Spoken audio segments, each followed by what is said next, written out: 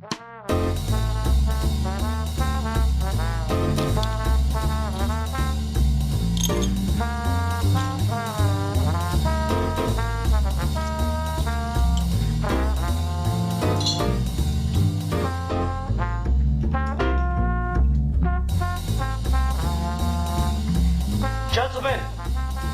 the time has come once again to discuss things.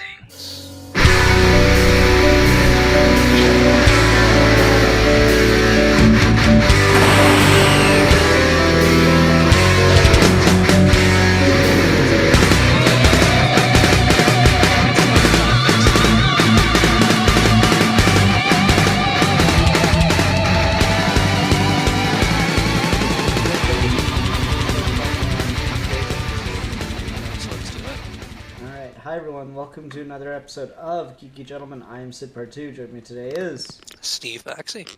Indeed.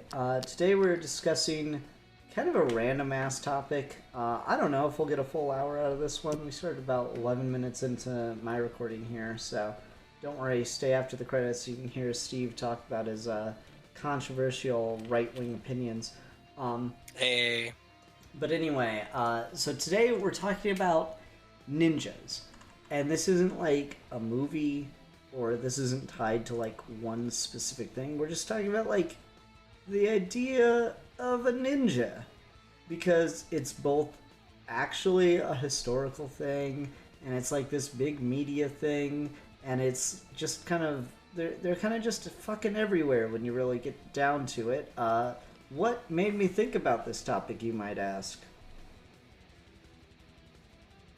I am asking, yes. Okay, thanks, Steve. And the answer is, I was trying to think of something, and I looked at my Lego hat, and I had Zorro fighting ninjas, because that'd be cool to see. And I was like, you know what, fucking ninjas are everywhere. Lego specifically, like, they had the wave of Castle Ninjas when I was a kid, and then they... Don't forget Ninjago! Yeah, I was about to say, like, then they turned Ninjago into, like, their most successful original IP franchise, I think, ever. Like, Bionicle was up there for a long time, but I'm pretty sure Ninjago surpassed it, because, like, the show's not even on, and they're still doing Ninjago sets and shit. They did the whole, like... They did the whole, like, direct-to-DVD movies for Ninjago. I think they even made, like, a theatrically released Ninjago movie. They did. Yeah, so yeah, sense. like, fucking ninjas are just, you know, Lego made a whole fucking franchise out of the idea of ninjas. And I guess I find it really interesting because, Steve, I don't know how well versed you are on the history here. Did you know ninjas didn't fucking exist? Like, within the context of how we show them? Not in the way we talk about them, no, they didn't. It's really, it's one of those weird sort of historical things where, like, you kind of have to understand the root of what the word actually means in context, and then once you do, you realize it's not so much that ninjas are real, it's just that we've had assassins for all of existence, and we just happen to call them ninjas if they fit into a certain category. See, it's but not yeah, even that, ninjas though, are not right? really... Because I did the rare thing. I came to this episode prepared? Steve. You know, like, that's so unlike me. But, like, so a ninja or shinobi, as like their actual term would basically just be like a spy in wartime, or a saboteur. Like, the idea of, yeah, they would maybe kill someone of high rank or whatever if the opportunity presented itself, but, like, that's not what their, like, main goal was. It was just infiltrate the enemy lines, fucking wreck shit, and then get back. That's just all they did. And, yeah, like, no, they're just spies and assassins. Yeah, and even then, like, there's this idea that, like, ninja and samurai were, like, two separate camps. Like, no, just fucking samurai was a ninja. It's just such a fucking funny thing. This is 100% correct. In the 1800s, when there was that big Japanese war that ended in the Meiji era, the samurai that were fighting were basically ninjas. They were sent out as mercenaries or assassins to kill opposing leaders on the other side. They would have to like infiltrate bases and stuff and kill people mysteriously or steal secrets and shit. Like there's not much of a distinction between a ninja and a samurai historically, because ninja is just a catch-all for doing spy activities. Exactly, but like the way that it's thought of is like this, specialized honorless clan that will like work for money, and you pay them and they'll like go out in the dead of night dressed in the like ninja garb with the all black and the face covered and everything, and they'll infiltrate and kill like the leader, and you pay them the fucking, what was it, the movie Ninja Assassin, the price for a ninja killing has always been 100 pounds of gold, and yada yada. I'm like, it's just so fucking crazy how absolutely insane we've gone with the concept of these as a historical thing, when in reality, no, it's just, every army ever has had someone that has done this thing. I mean, yeah, like Black Ops are ninjas, right? Like it's really not that special. I mean, I would argue that Black Ops are closer to mythic ninjas than actual ninjas ever were. Yeah, I mean, fiction is doing a lot of work here, right? A fiction about like propaganda saying the opposing ninjas are dark and honorless and wear all black and kill you in your sleep and shit is doing a lot of work to create the imagination of what a ninja is supposed to be. But like then you go back and read history, I'm like, oh, this is way less interesting than the movie I was just watching.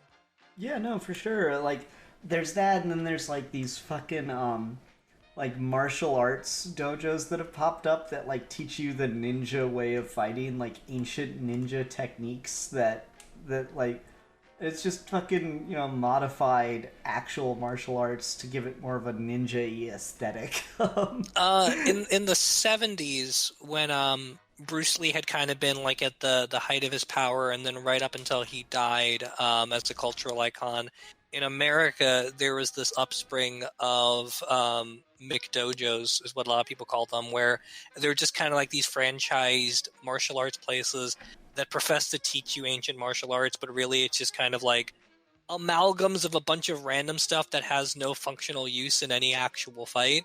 And they would like advertise in newspapers and comic books and magazines and stuff of like, learn the ancient art of the ninja, or learn a punch that can kill your opponent instantly. And all of it's just kind of bullshit, and it's just taken up for the popularity of martial arts movies. Mm-hmm. It's great. I love it. I love just the fact that this ancient, not even ancient, this fucking medieval tradition of Japanese warfare has just fucking become like so mythologized and to the point where you can make it like franchise and stuff. Because I like, yeah, the idea you have of them is like that ninja versus samurai thing, or the army of ninjas. And like, again, I had ninja toys when I was a kid. I had ninja Legos. I remember going to like arcades and stuff, like your Chuck E. Cheese type deal, and you'd trade in the tickets and get prizes.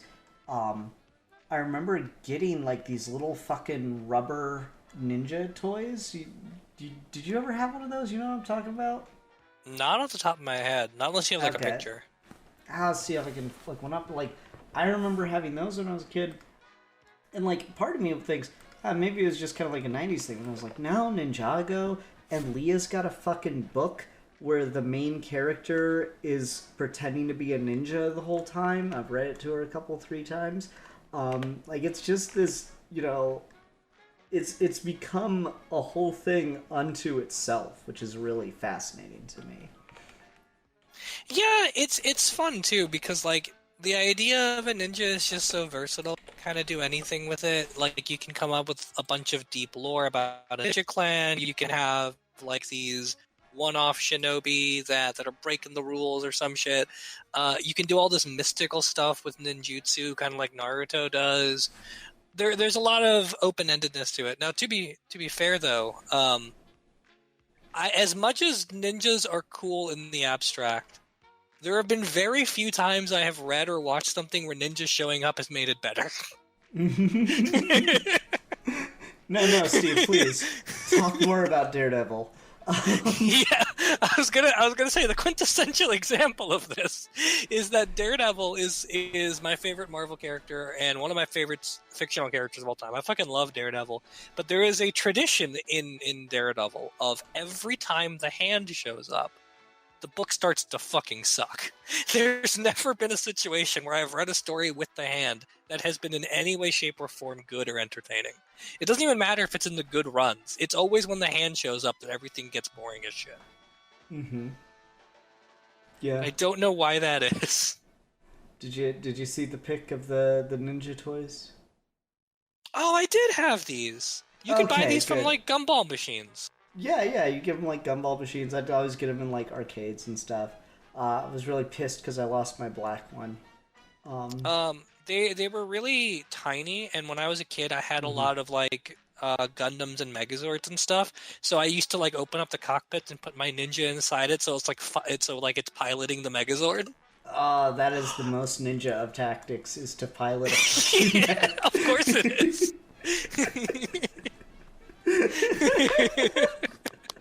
And now, in my super secret stealth, I will create a giant robot. Yeah, I know, it's interesting because like you're right. Like a group of ninjas showing up, is never going to fucking matter. Like I'm trying to remember the name of the fucking story. It was in the lead up to the to some of, like, not like Morrison proper, but like stuff surrounding Morrison, that had to deal with him.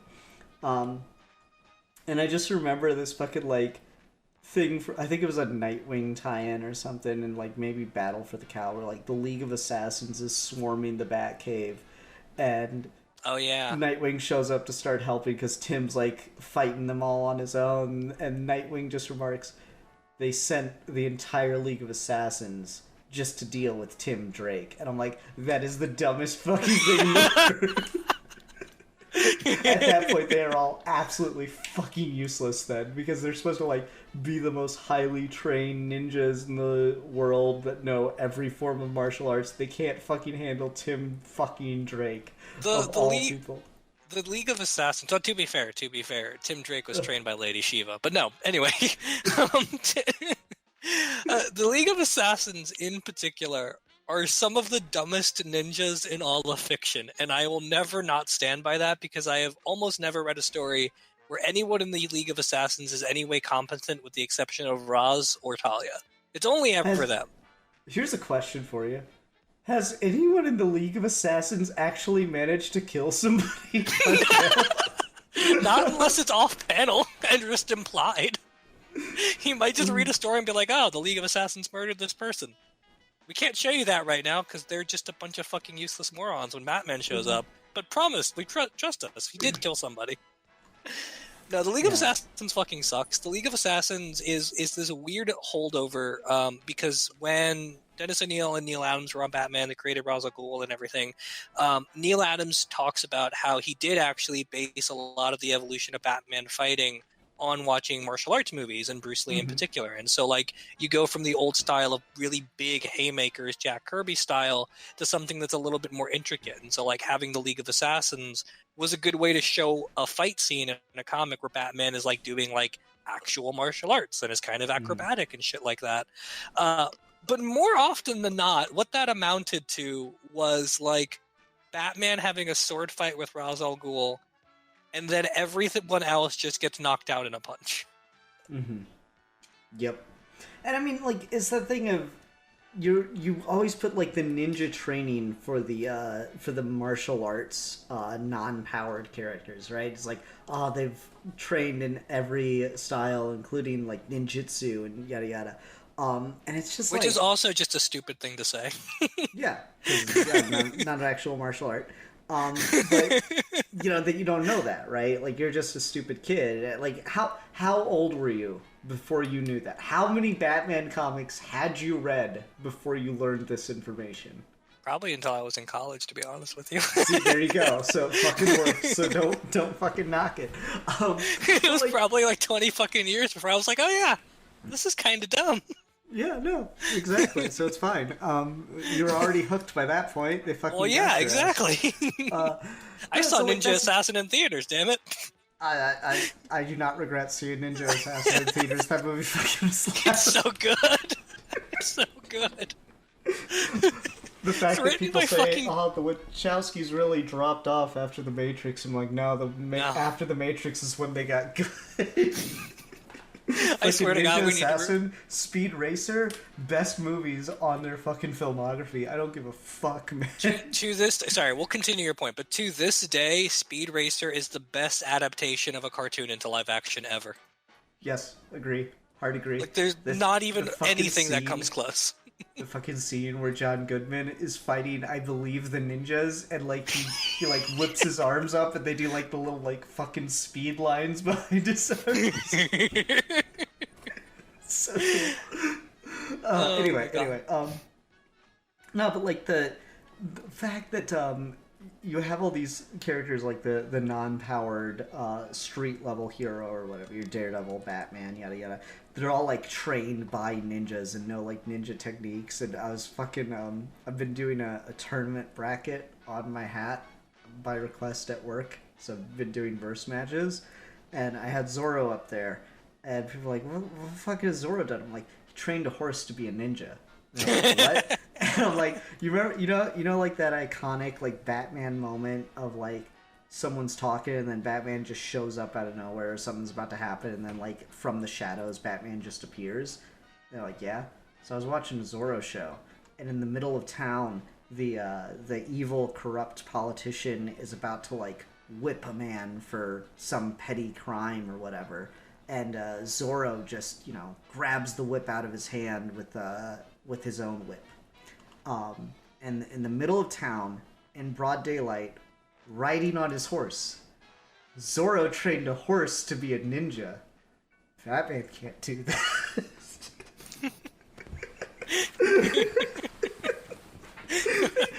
Steve, just broad daylight. No, not emerging from the shadows. Broad fucking daylight. Rode a horse into town and snuck up on some... Brilliant. Brilliant. 10 out of 10, no notes.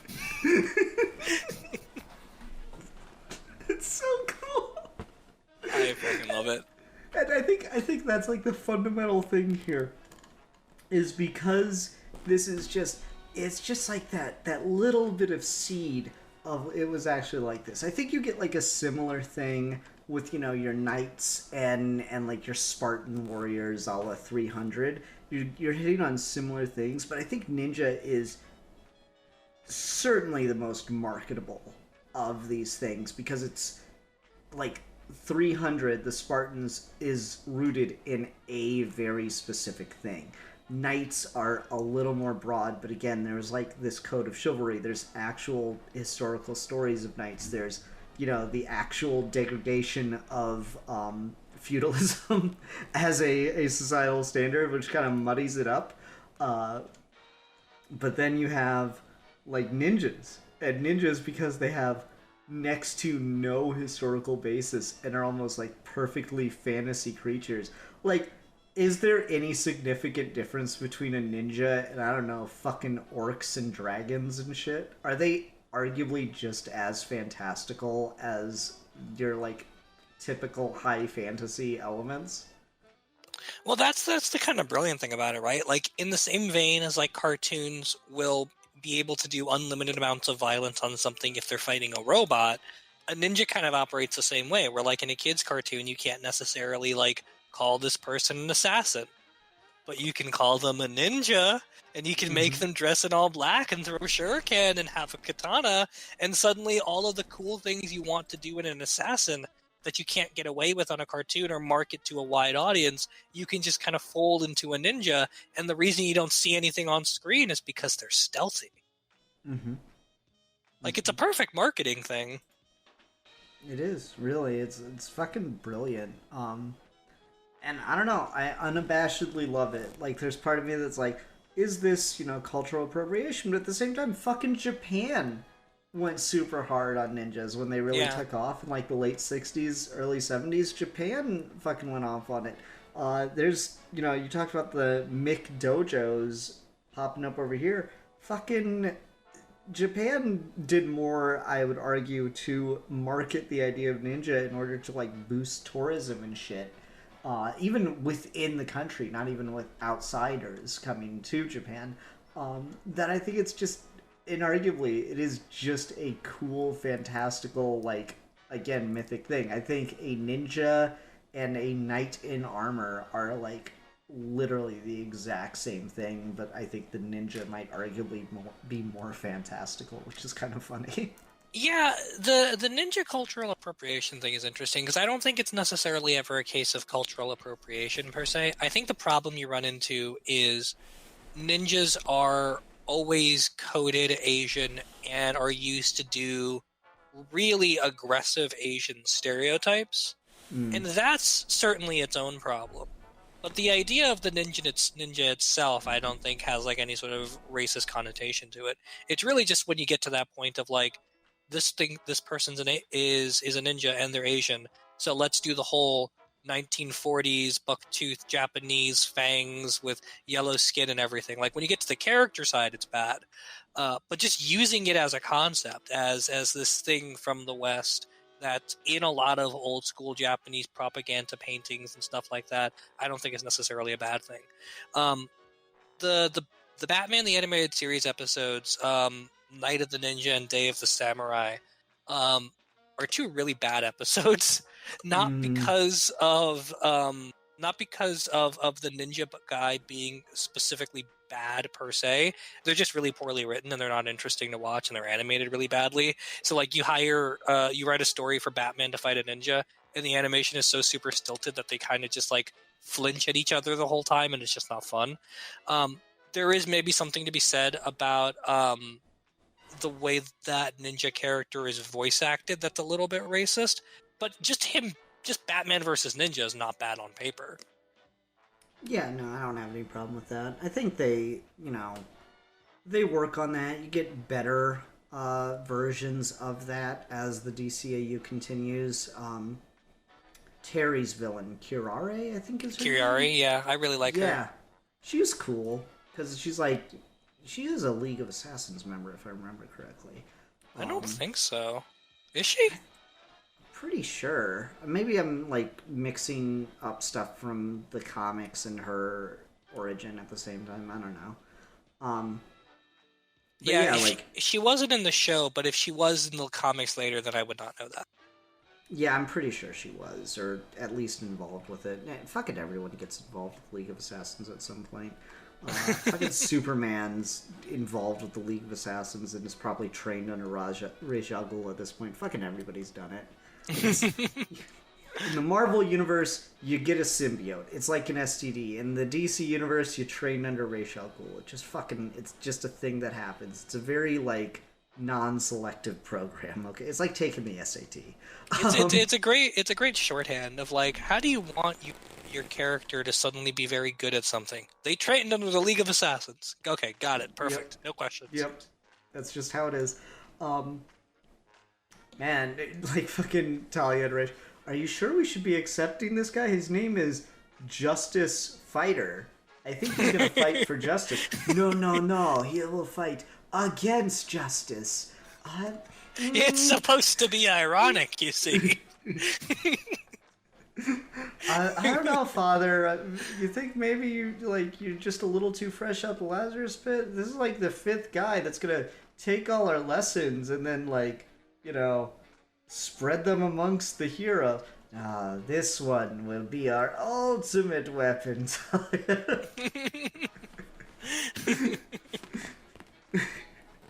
I'm fucking right. I mean, you are. Yeah, so I don't know. It's just an interesting concept to me. What else with ninjas? Do you want to talk about Ninja Assassin some more for a little while? All right. So I have not seen this movie in like 10 years. When did it come out? 2009.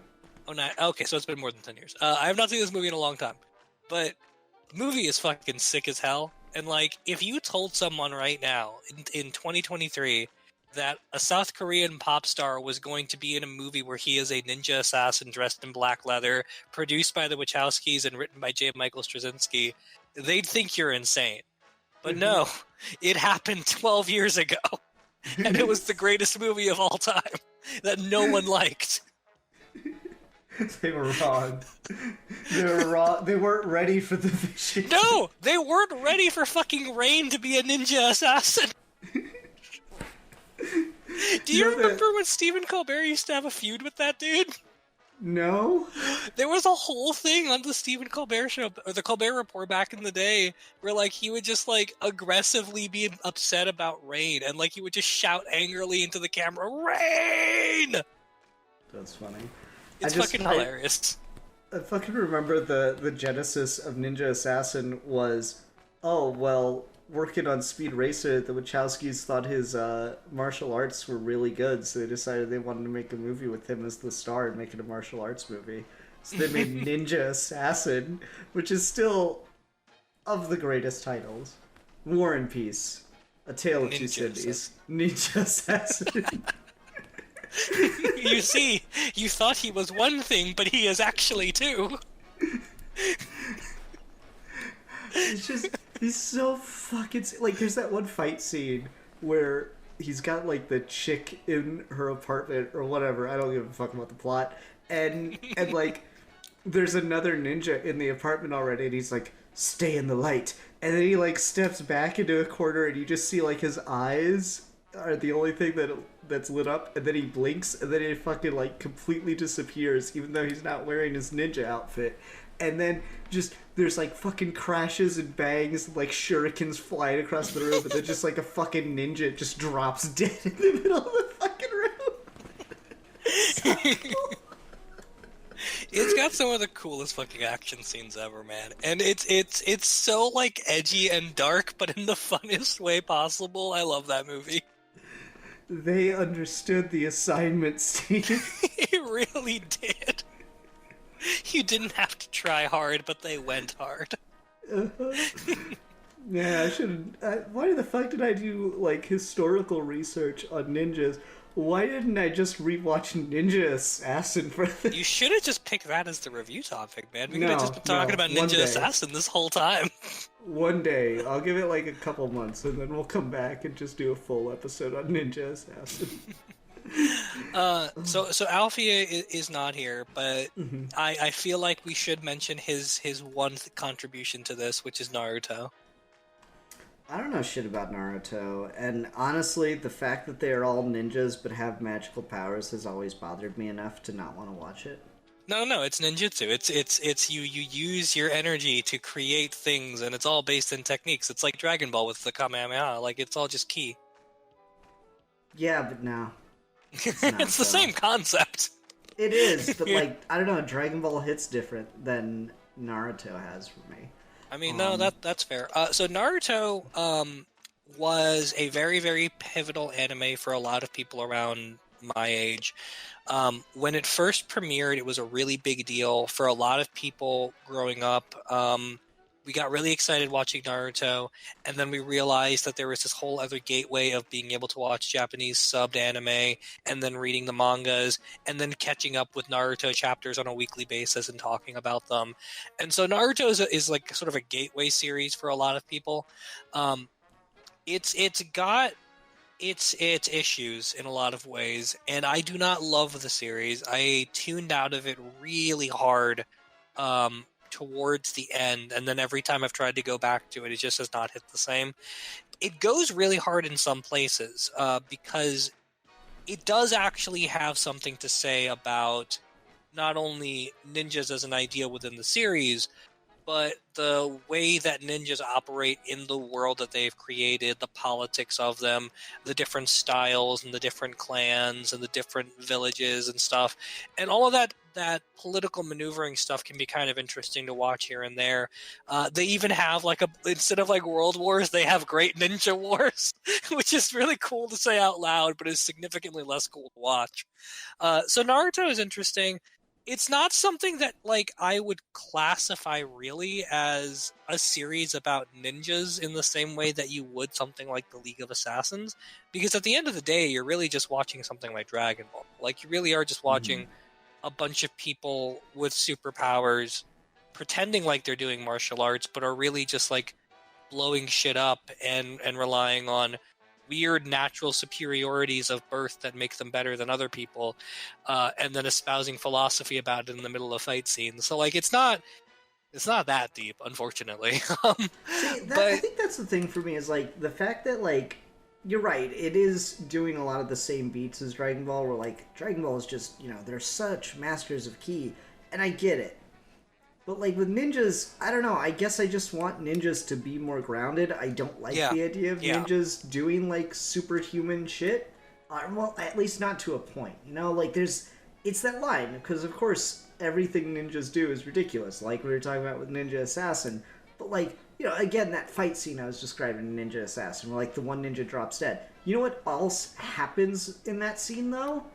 When he comes back out of the shadows, he's like covered in blood and he like falls down. I think. I don't know. It's been a long time since I watched that movie, but I'm pretty sure that happened. He gets fucked up in that movie though. Like he gets fucked up. Like that's the thing that works about it is he gets battered, he bleeds, he goes down hard. And I'm not saying that doesn't happen in Naruto, but it doesn't happen from like just the punch, kick, sword shit, you know? It takes like that next level of superpower shit, and that's like it just doesn't interest me at that point.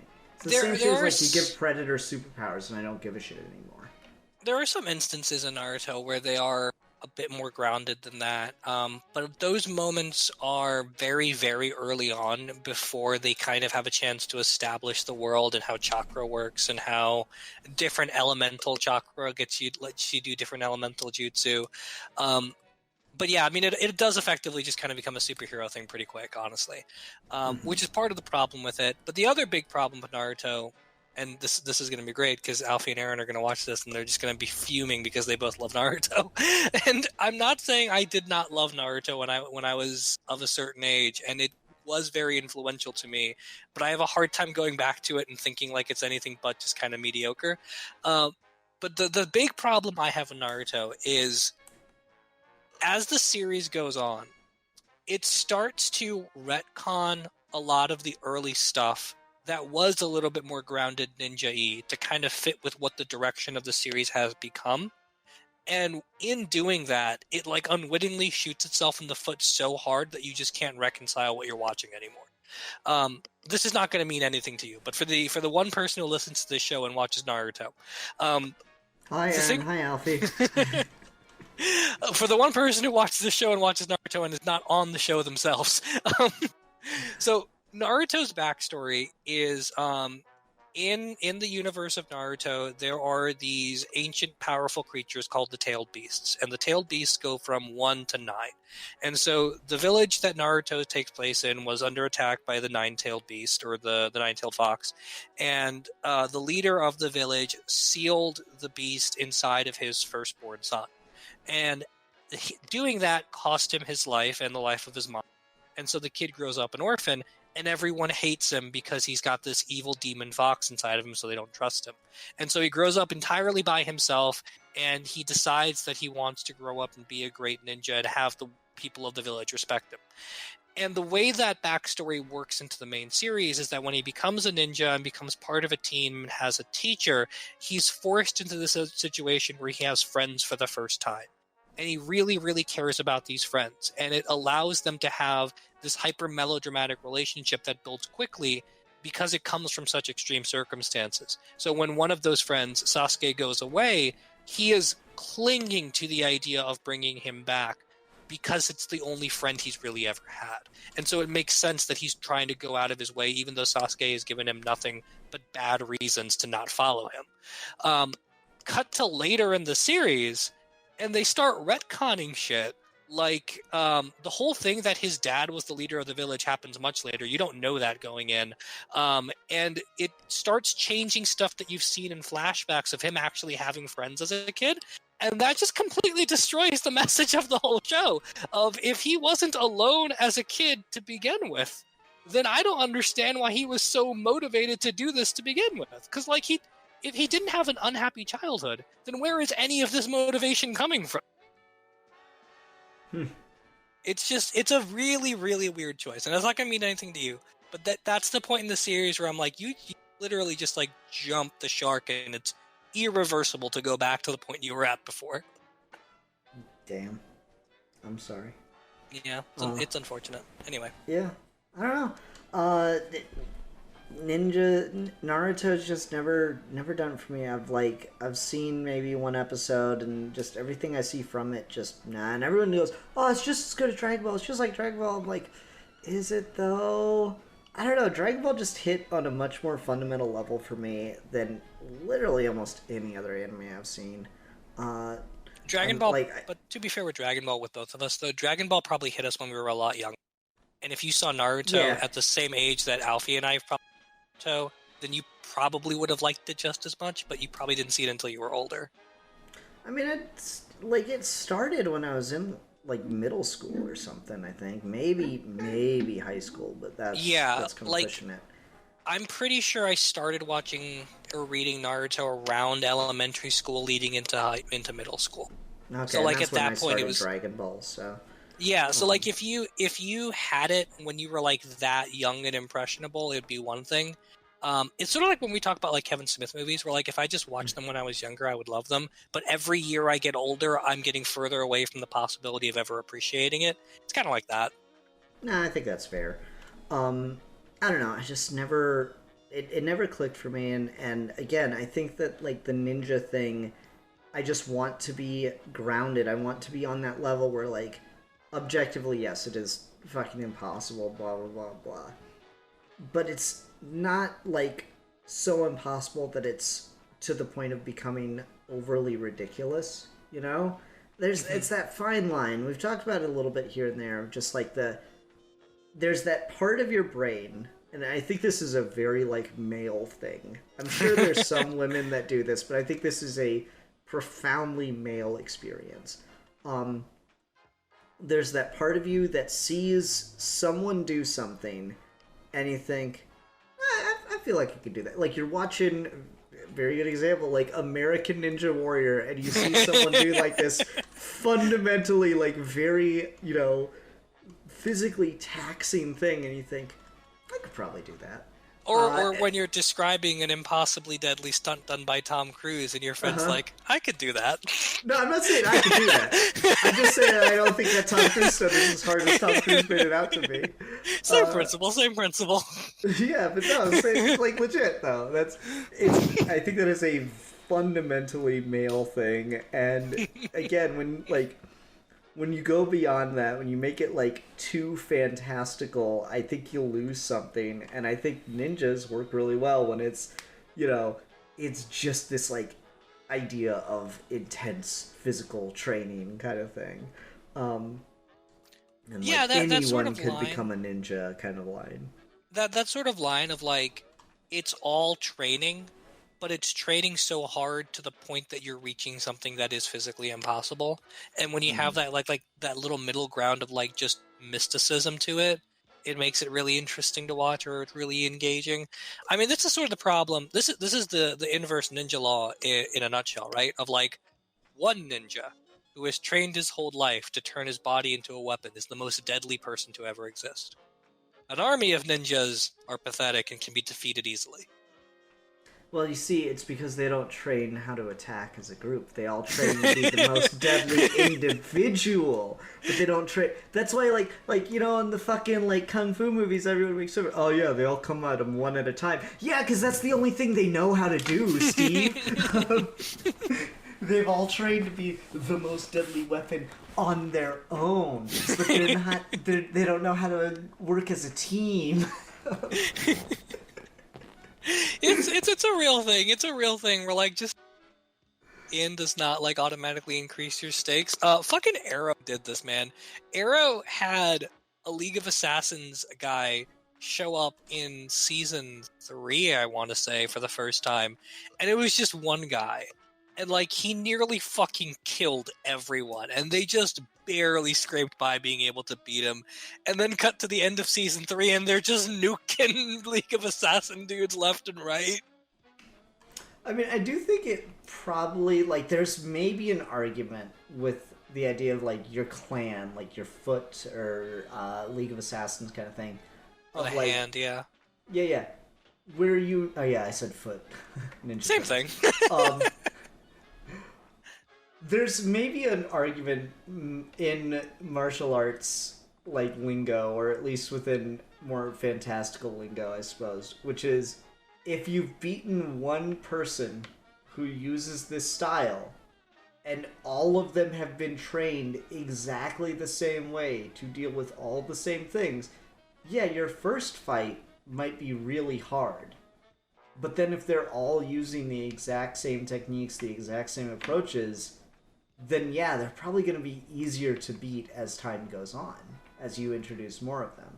And again, I don't think that's like in real life. I think that's just within the laws of fiction and how this works. I think that makes more sense. I mean, that's just me. I think at that point, like, it's not really worth thinking about in those terms of trying to justify. It's kind of just sort of becomes a writing tool of like, you want your character to appear badass so they can dispatch a group of ninjas, or you want your one singular ninja to feel intimidating so he can dispatch your main character with ease. And so it's just a matter of like, it's the writing shorthand we mentioned before of it's just convenient to be able to throw an army of ninjas at people to make a statement, or to throw one ninja at a person to make a statement, depending on what you're doing. And it just so happens that those two things kind of work in inverse. And you can never really get to a happy zone where you're able to do both at the same time. Because if you raise the stakes to such a degree where every ninja is the deadliest person on the planet, then it's really hard to come back from that narratively.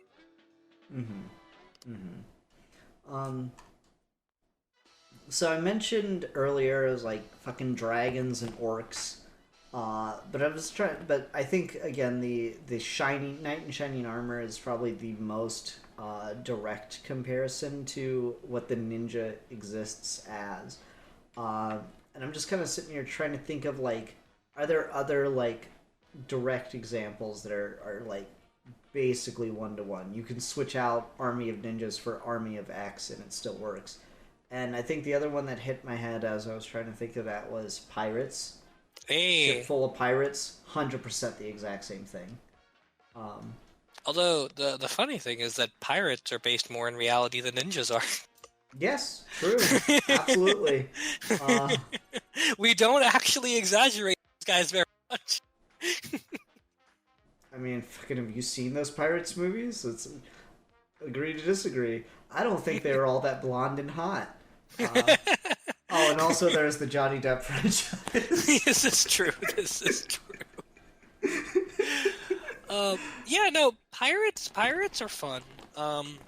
Just as a concept, because they come with their own just massive well of lore that you can throw in just like a ninja. So like you introduce a ninja and you introduce an order, a martial arts style, signature techniques and masters, and a dynasty. You throw in a pirate and you've instantly got this setting, this boat, this crew, this hierarchy of people, this history of famous pirates or what you were pillaging from, and like all of the major beats of that basically write itself, which is really fun. Yeah, 100%. I don't know. It's interesting to consider the way in which this works.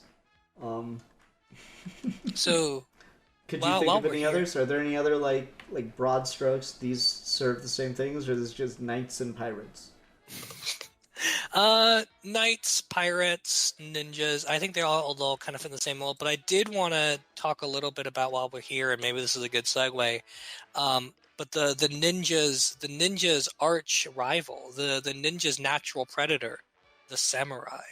Which samurai, again also historically existed, very much romanticized historically to the point of myth. You know what's funny? Is, and you're gonna say that I'm drinking too much of the Kool-Aid, but this came way before I was drinking the Kool-Aid.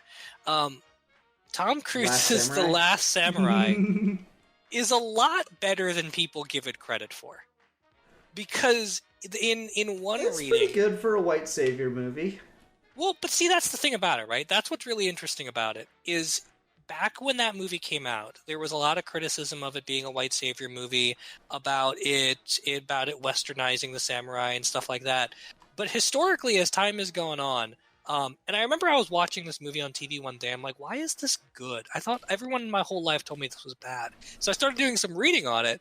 And as you're watching the movie and you're looking at like the historical evaluation, that movie is actually weirdly honest and direct about how samurai were kind of shitbags, and that there was basically no honor to them at all, and that they were basically just the glorified mafia in Japan, and that they sucked up to an emperor that gave them a lot of power, that they intimidated normal people all across the land. Back then, there were laws against carrying swords unless you were part of the police or the government, and so they used that to threaten and intimidate and steal from people. And so, like, samurais were not good guys. And that movie, as flawed as it is on a certain level because it stars Tom Cruise and he's in Japan, is actually very overt about how samurais are overly romanticized. And if you want to go out historically and look at samurais versus ninjas, samurais basically were ninjas historically, because they were the assassins, they were the mercenaries, they were the saboteurs that were sent over enemy lines to mess with people's shit. The whole sort of samurai honor code thing is more akin to mafia style agreeing to serve a specific figurehead in your family, and not necessarily about a code of action like a code of chivalry that a knight might have, although that's romanticized too. But in general, samurais are a lot closer to ninjas as opposed to being their natural predator. And I don't know if you ever watched Rurouni Kenshin back in the day. Did you ever watch that series? Yeah, I like that. I think we did a whole episode of Geeky Gentleman on that. We did do a whole episode on Kenshin. I fucking love Kenshin. It's one of my series. Yeah, I was actually talking about this with someone at work. I was real disappointed when I found out that the writer was into child pornography. Yeah. That one hurt. We scared that one to the bug. They're also redoing the anime. I'm like, I don't know the best move right now, but whatever. I think they'd already started before it came out, and it was like successful, and Japan doesn't give as much of a shit about like this is true cancel culture shit, so I think that's kind of why. This is true. But anyway, Kenshin is a really good example of this exact thing, because there are characters in that series that operate on the sort of idea of the ninja that we're talking about, but they don't romanticize the samurai idea of it either. So you have plenty of people that are samurai that do have a sword, that go out and do things, but they're not bound by an honor code. They're just kind of doing the thing that they were assigned to do. They behave like ninjas. They behave like assassins and mercenaries. They have like their own little cliques and groups and stuff. And so when you watch two samurais go at it, or you watch like Kenshin fight another dude with the sword, there's really not much of a distinction between Kenshin and the bad guy as samurais versus ninjas. I don't know if I'd say Kenshin himself. There's like back when he was scenes... the Batosai. Back when he was the Batosai, yeah. Yeah, as the Batosai, and those couple moments where he like slips back into it. That fucking one fight where the dude like starts choking him with his belt, because it gets that serious. Like there's moments like that, but I think Kenshin is more meant to be just that like. Again, very much the idealized one, and then nothing else quite measures up to him, or to that role. And importantly, Kenshin is a wanderer. He's a ronin. He's renounced the oath he's taken. So, like, Kenshin's not really a samurai, but everyone else is. Mm-hmm. Exactly. Yeah, like, I like Kenshin, but you're right, like, the idea of the samurai, as these, like, honorable, knights, basically, that kept the peace and served a moral code and yada, yada, yada. Yeah, that's mostly bullshit, and the idea that the ninjas were, like, the honorless, trained from birth, fighters that would kill anyone for any price or whatever, is also bullshit, and like your truth is somewhere in the middle of those two things was the actual Japanese samurai, because they just did the ninja shit. They just did espionage basically in wartime. Is like that's what ninja is all about. It's just the act of espionage in medieval Japan, and who are doing it? The fucking samurai. So there you go. And then, of course, the samurai is not as honor obsessed as everyone likes to think. Like, oh, this fucking guy did a great video about did the samurai really hate guns? The answer is no. They fucking love guns. The government didn't like the samurai having guns, so they just banned them. And so the idea of like, oh, the samurai didn't fight with guns. Yeah, because they weren't allowed to. Historically, I've seen things come up every now and then, because when I was a kid, I was obsessed with samurai. But, like, historically, the sword gun was a thing. And it was a thing in Japan back in this era. Oh, no, they loved it when they had them, but they weren't allowed to keep them. The government knew what was up. Those fucking right-wing guys, they're not entirely wrong. That's the thing no one likes to hear. That's where we are now. We're on that party, geeky gentlemen.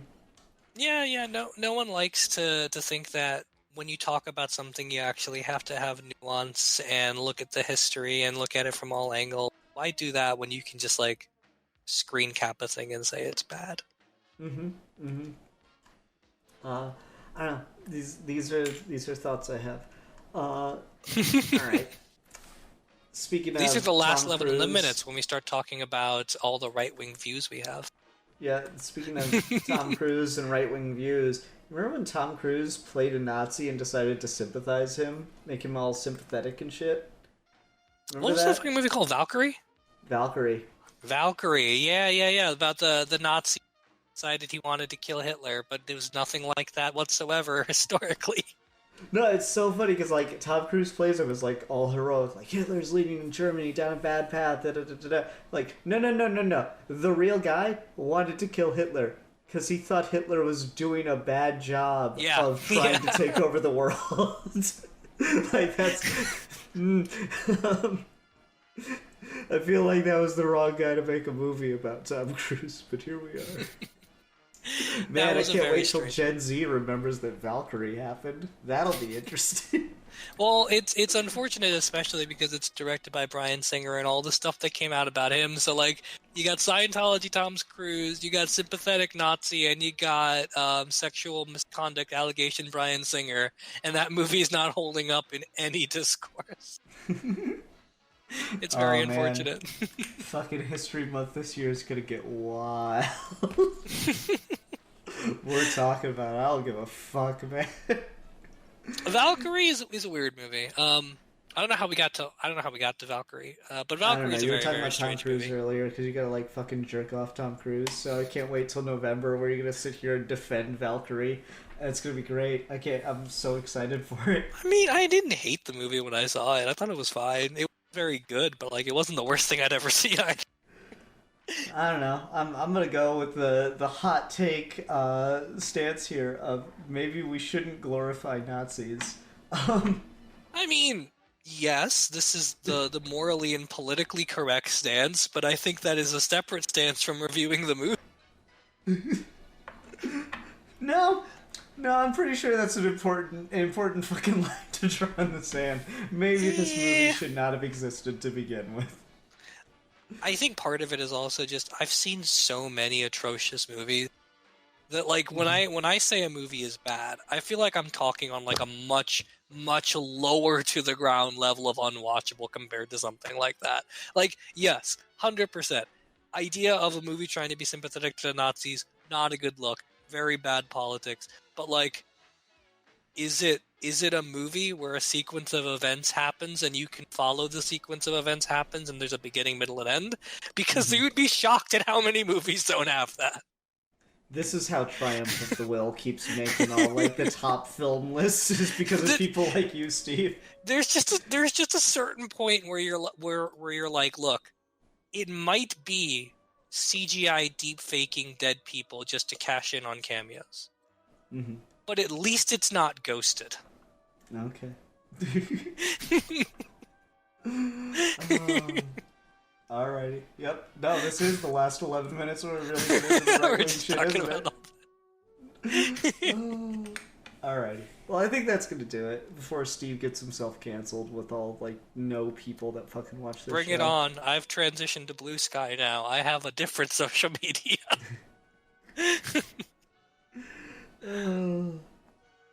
Who knew that the episode where we talked about fucking Ninja Assassin of all things would devolve into this? It's the fucking greatest movie of all time, man. It Ninja really Assassin, is. not Valkyrie. Yeah. I can't wait till November where Steve tells me that Valkyrie's in his top 10 films of all time. It's gonna be. Oh it's gonna god, be a good time. no. Oh god, no. I don't think I really like any Bryan Singer. Like, Unusual Suspects is fine, and that's probably about it. You've soured on First Class. Everyone loved First Class. When that He was didn't over. do First Class. I thought he did First Class. I thought that was He like did. the whole thing. Is his return No. to X-Men? That's Days of Future Past. Ah. Matthew Vaughn Oh, did First shittier. Class, and then everyone made a really big deal about Bryan Singer coming back and merging First Class with his continuity by doing Days of Future Past, which I agree is much shittier. I love First Class, but that's Matthew Vaughn. First Class is slightly better than most of the other X-Men movies. Which is saying what exactly? Because there's exactly 2 good X-Men movies. I don't know what you mean by that. You don't like the Wolverine? It's fine. It's fine. I think Logan and First Class are the 2 best X-Men movies.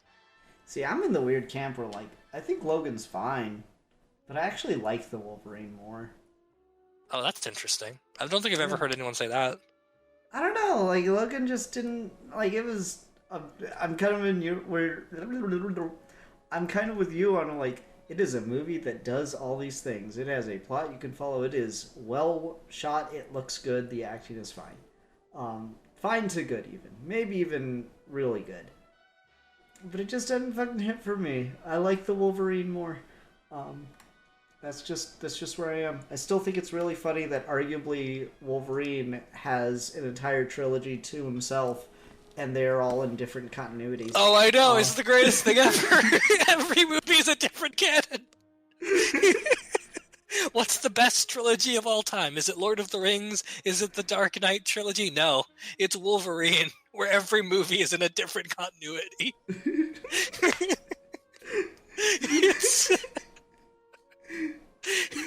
Arguably, they could make a Wolverine spin-off movie now that they're throwing him into Deadpool 3 and say it's part of the same series, because nothing would have fundamentally changed.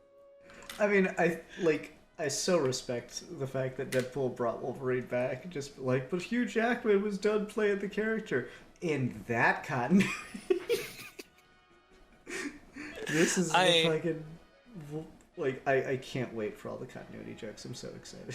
I am very, very much not looking forward to Deadpool 3 and Ryan Reynolds is completely unfunny ass making another movie completely unfunny.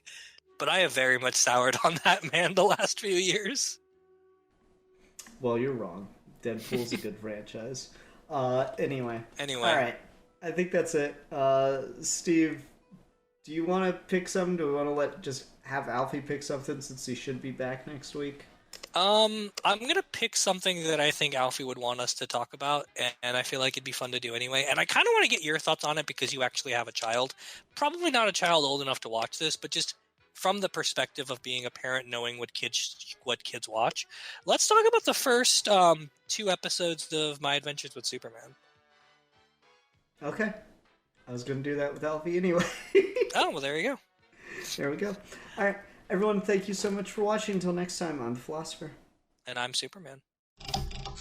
Really? Yeah. This whole time? This entire time. And you know what? Should you really be I've been recording doing a podcast shitty with job. me? Yeah, I do. Like, Donald Trump was president, Steve. I know we're on like day 500 of the war in Ukraine, but like, I got shit to do, man. I got a day job. I got podcasts to record.